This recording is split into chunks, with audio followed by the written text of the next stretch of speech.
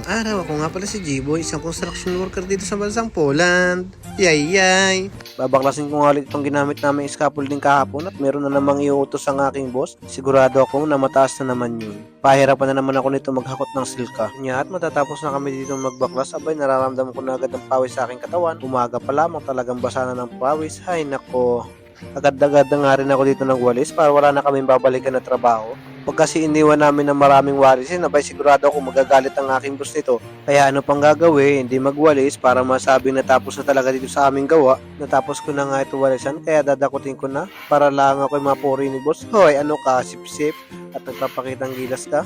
Shoutout pala sa pinsan ko na palagi nakasuporta sa ating mga ginagawang video. Salamat at hindi ka nagsasawa sa mga video ko. Ingat ka palagi at God bless sa family mo. Ito nga at may inuros na naman na kailangan daw linisin yung harap ng building. Kaya agad-agad na rin kami naglinis dito ng aking kasama. Sabi niya, abay lugi ako sa'yo at liit ng timba mo. Sabi ko naman ay okay lang yan at malaki ka naman, maliit lang naman ako. Kaya okay na yan. Tapos na nga kami dito maglinis at nagsimula na rin kami mag-assemble ng scaffolding para lang masabing may minuumpisahan. So lang ako'y nagulat at sabi ng kasama ko, uy, gumulong yun nasa likod ko kaya nagulat ako.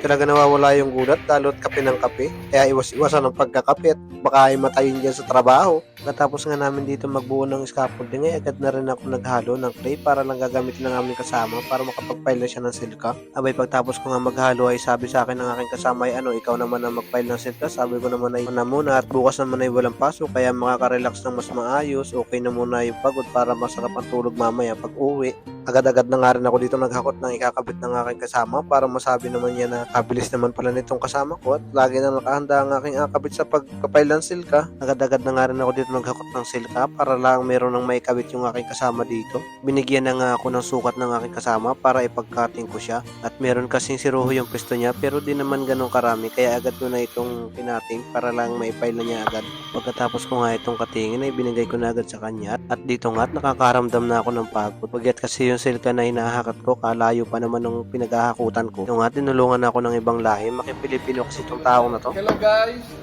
I'm new on this vlog. I'm white Filipino. My name is Darek. Yeah. And I will show you how to carry very hard silica. Easy. A lot of trabajo, my friends. A lot of trabajo. Dito nga at yung mga ginagamit namin na scaffolding ay kinukuha na ng may-ari. Wala kasi kami sariling scaffolding kaya lahat ng gamit namin nasa Belgium kasi.